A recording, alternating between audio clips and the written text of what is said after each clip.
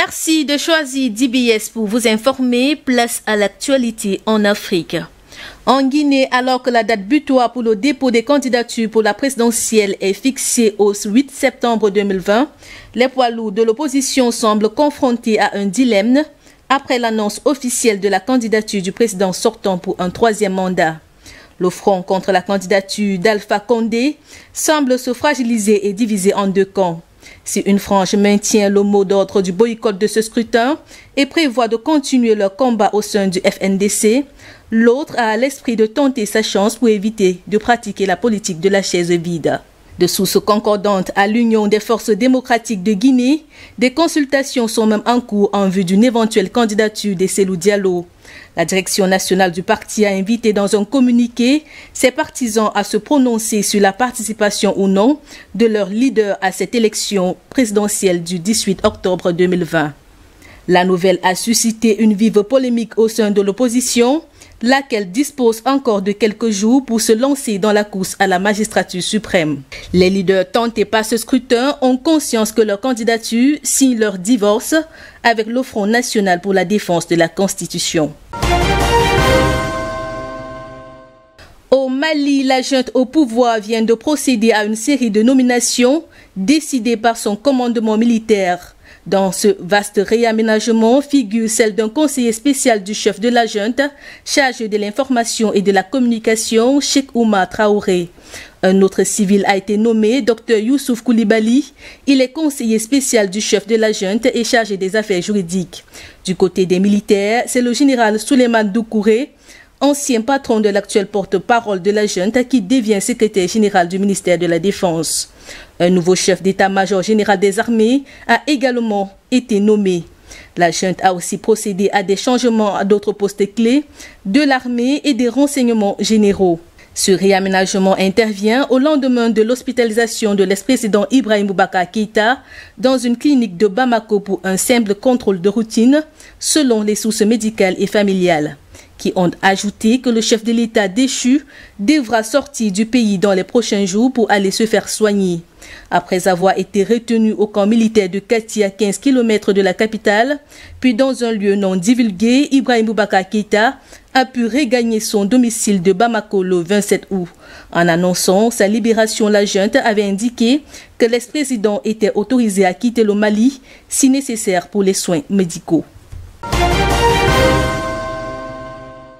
Côte d'Ivoire, l'opposition demande à Emmanuel Macron sa position sur la candidature du président sortant.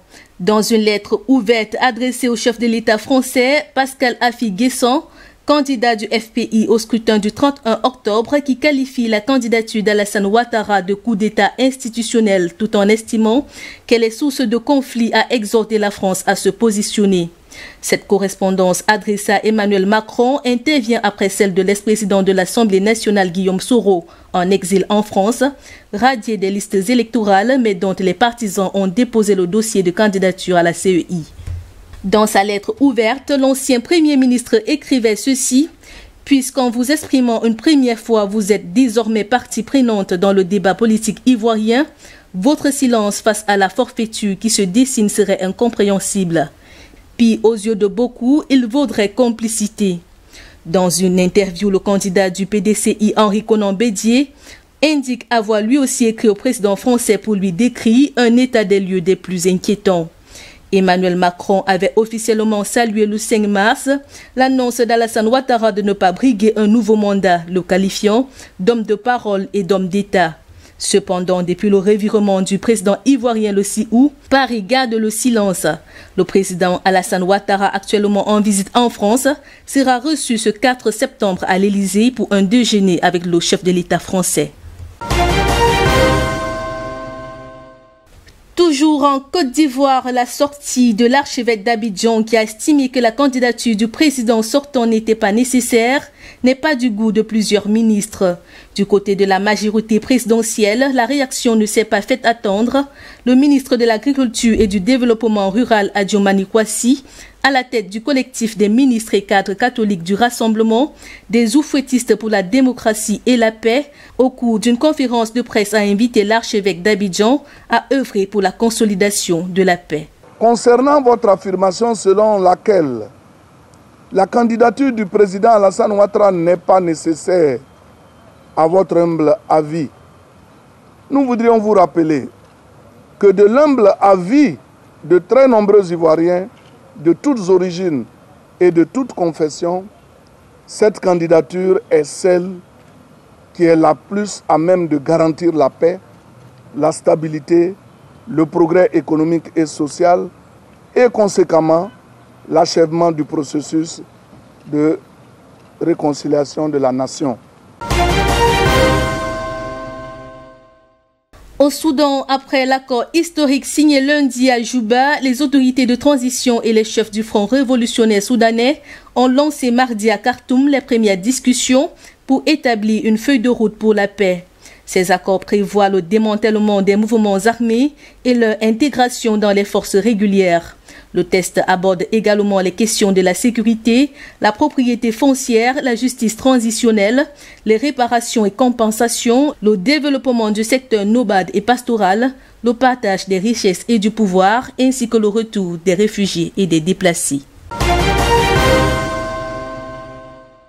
Pandémie de coronavirus en Tunisie, plusieurs régions suffoquent face au manque des ressources pour traiter les patients atteints de la maladie.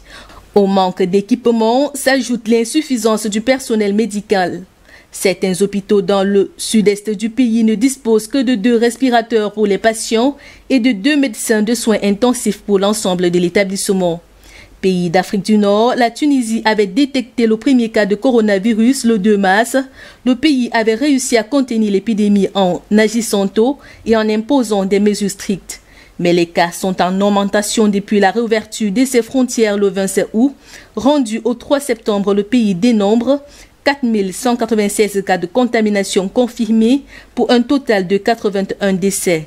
La totalité des gouvernorats compte encore des cas actifs à cette date.